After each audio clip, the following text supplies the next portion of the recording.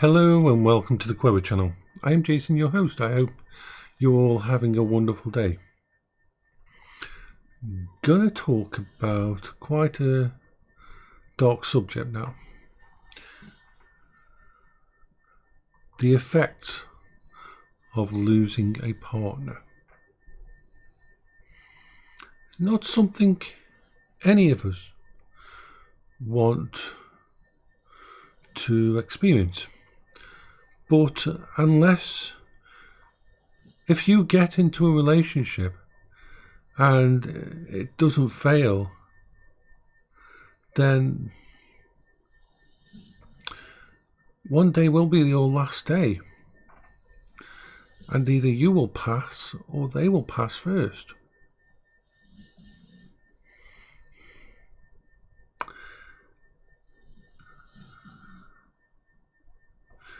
Paola died in November of 2018.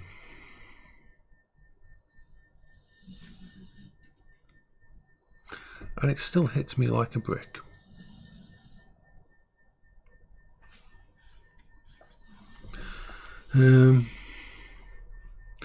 Now, some people will cope with the death of someone a lot better than me, some a lot worse. I'm unlucky because of my issues that go along with it. I will never be able to fully grieve. But even fully grieving, even if you're neurotypical, if you love someone who is the love of your life, then it's gonna wreck you. And someone on Imager, I read this once and I kept it. And it's a little post, and it pretty much defines what you go through. Now, before I start, remember, I'm doing this video not just for people who've lost someone, but for people who know someone who's lost someone. Because from your perspective, you want them to be back the way they were. You want them to get on with their life. You want them to start living again. You want them to step out of what's happened to them.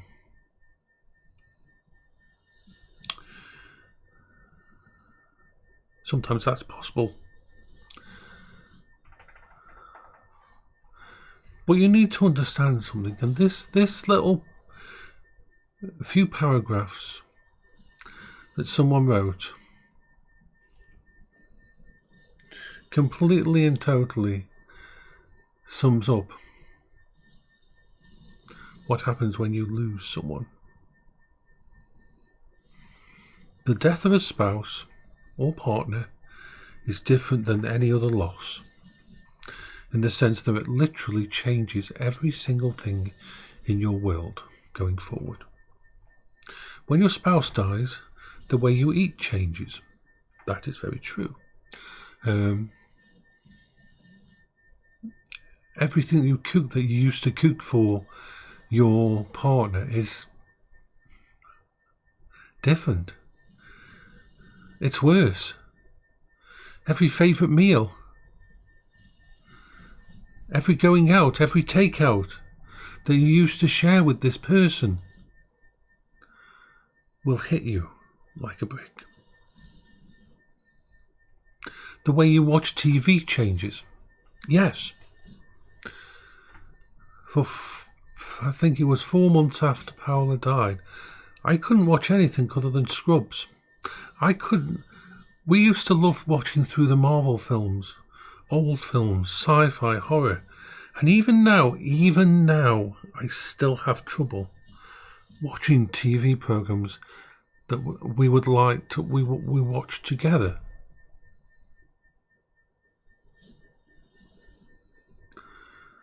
Your friend circle changes or disappears entirely. Yes. You see, when Paola... There was a few people who were close to us who used to visit me and Paola. We used to do games and watch films together, and it was a lot of fun. But when Paola died, they could not handle the mortality. They could not handle this idea that someone was dying, and they just ghosted me completely.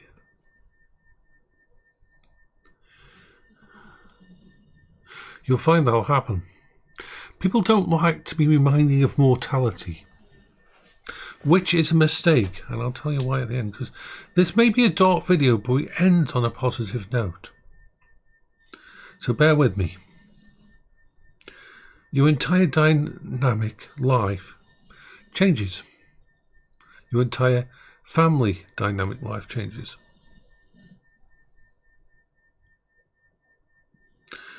We didn't actually have that much problem, but I know it happens for a lot of people. People don't know what to say, people don't know what to do, they just fade away in the distance. They can't understand what's going on, and you can't understand why life is continuing on. Your financial status changed. Oh yes, it fucking changed for the worse. If it hadn't been for my mum, I would have been so fucking fucked. Because this is what happens, especially if you're on benefits or anything like that, or if you're a two-person working household or anything like that, then you've instantly lost 50% or whatever of your entire finances for the house. And even though there's one less person there, most of the bills stay the same, unfortunately. Except for food and electricity might go down. I know that basically what happened was Paola died, and on the day she died, the DWP were informed, and I got a letter 4 days later telling me that my benefits had been stopped. 2 days after the benefits stopped. So I got notified afterwards. So imagine you're in a fucked up situation. Your love of your life has died, and all of a sudden all your bills are bouncing. And you've got to try to organise yourself to focus and to deal with the fucking DWP or your bank system if your bank's in joint name, and all this kind of thing you have to deal with when your head is in no way ready for it. Of course, I had the added thing of being diagnosed 7 days after Paola died with cancer.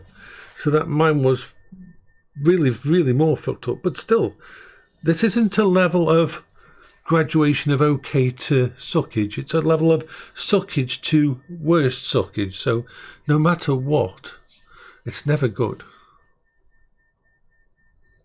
It affects your job situation, your self-worth. Your self-worth, oh yes. Did you do enough for them? Could you have saved them? Is it your fault? Even if it isn't, you're going to fucking blame yourself. So your self-esteem will go down. Your confidence, because this person that was part of your life, that was there with you all the time, is gone. You're on your own. You've been left alone to deal with shit. And you realise just how much stuff that other person dealt with for you.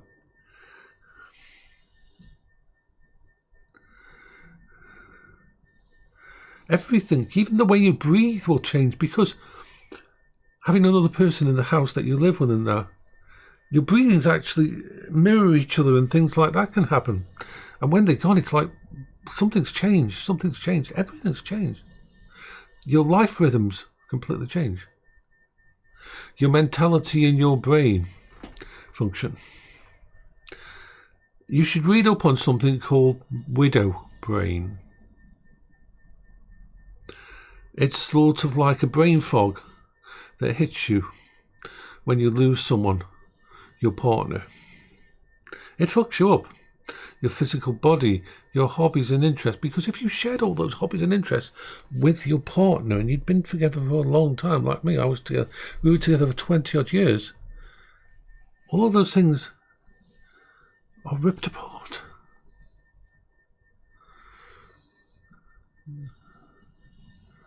Your sense of security is gone. Sense of humour, sense of manhood or womanhood. Every single thing does change. You are handed a new life that you never asked for, that you don't particularly want. It's the hardest, most gut-wrenching, horrific, life-altering things to live with. Yeah, it's not a good thing.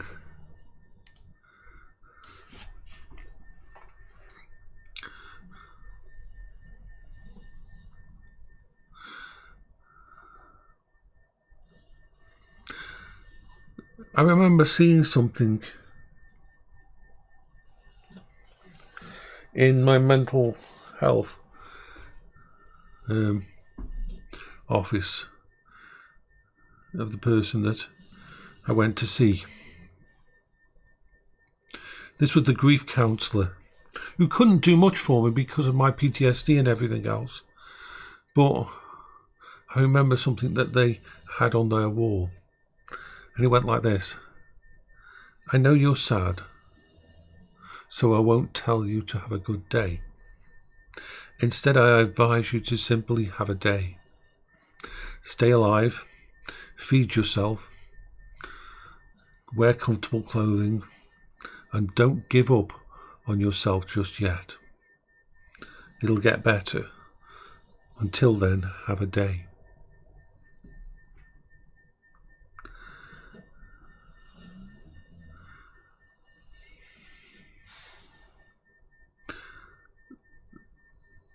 I hate that there will be people who watch this video who will actually understand, because to understand you have to have gone through something like this, and nobody who's gone through this kind of shit ever wants anybody else to deal with it. We're never taught in school how to deal with death. There's no class on death, on mortality. We're never prepared for it. You walk out of that hospital room or wherever, and you stand in the corridor, and you wonder why the entire world hasn't stopped for you. Why the fuck is everybody still walking down the corridor?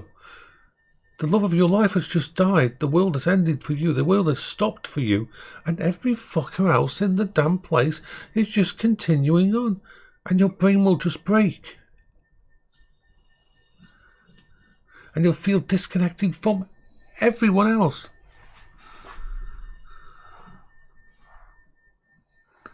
Now, if you're someone who's looking after someone or wants to be there for someone, do not try to get them to get back to fucking normal. They may never be normal again.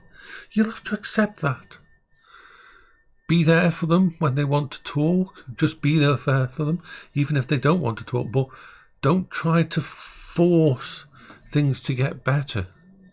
Everybody's grief is different. Everybody, the way they deal with it is different.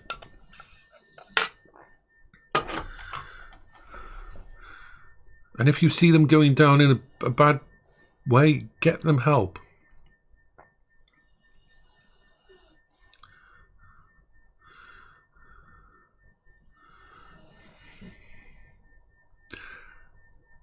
So I said I was going to end this on a positive note. When Paola died, and it isn't just neurodivergent, it isn't just people dealing with depression and bipolar and all that who face it. I almost came to an end of line situation. I almost ended everything. But I'm so glad I didn't. I wish... The paradox is, even if I could go back in time right now and tell myself all of this, it wouldn't make a damn difference, because I had to go through to come out the other side. I don't regret any moment I spent with Paola. The pain and the suffering at the end and the loss that tore me apart is nothing compared to the years of happiness. To seeing her smile every day. To being in love.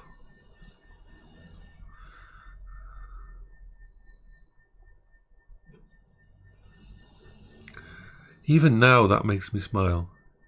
The things we used to do together. Yeah, I'm wrecked. I'm still wrecked. But I don't regret the day I met her, the day I fell in love, the time we spent together.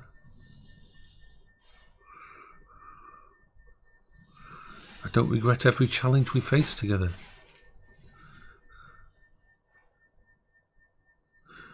What's that saying? It's better to have loved and lost than to have never loved at all. And I completely believe that. Because it doesn't matter how long you get to spend with someone. It's the time it's what you do together that matters. I think my mum used to say, it's not the number of breaths you take, it's those moments when your breath gets taken away, when you do things amazing.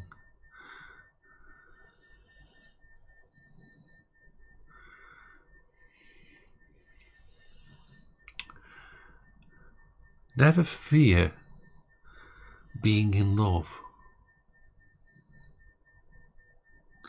Never fear taking a chance.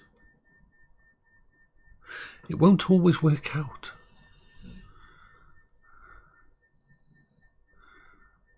But I can say from personal experience that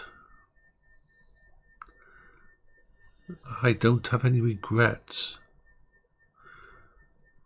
that are based on reality and based on my time spent with Paola. Even knowing all the pain I went through afterwards, even having the PTSD and everything else, I do not regret any time I spent with Paola. So I hope you're all having a wonderful day.